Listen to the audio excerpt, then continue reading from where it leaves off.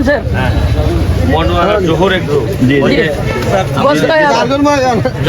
এই যে মালিক এই যে ও আচ্ছা আচ্ছা আচ্ছা এটা কি এটা এটা একটা প্রযুক্তি বস্তার মধ্যে আমরা চাইলে বসতবাড়ির যে জায়গাগুলোতে জমি বস্তার মধ্যে এটা করে দেবো। জি জি জি এই যে আমরা করছি এটা করা যায়, ঢেঁড়স আদা চাষ করা যায়, পাশাপাশি পুঁই শাক বিভিন্ন সবজি আবাদ করা যায়। জি জি এই যে আমাদের মানে আমাদের সমস্যা কি আমরা মনে করি ঢেঁড়স বানাইতে গেলে মনে হয় 3-4 একর জমি আগে এর জন্য ব্যাংকের লোন লাগবে।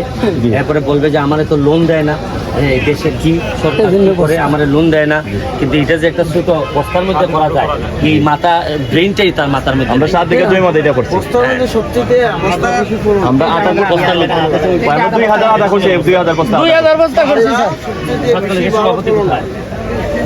রাসেল ভাই রাসেল কই?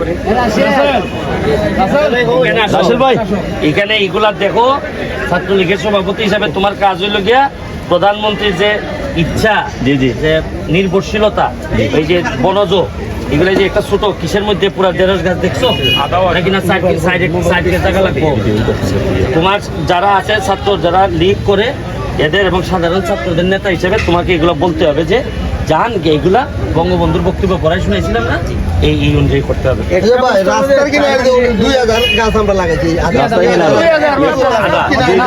অল্প জায়গার মধ্যে। কৃষি উদ্যোক্তা ইনি আমাদের না, উনি এখন গাজীপুরে ড্রাগনের বাগান আছে। ড্রাগন বাগানের মধ্যে 2000 বস্তা যে উনি হচ্ছে মালিক আর আমি হচ্ছে ম্যানেজার। তাই নাকি? আপনি একদিন আমার সাথে পার্সোনালি একটু দেখা করবেন, আমি আপনার সাথে বসে আমি একটা মাস্টার প্ল্যান করতে চাই। ঠিক আছে। ঠিক আছে? Thank you, sir. Thank you, sir. হ্যাঁ, Thank you, sir. মোবাইলটা আমি সেলফি তুলে দিচ্ছি। একটা সেলফি স্যার আপনার সাথে স্যার। স্যার এই যে হ্যাঁ অসুবিধা নেই।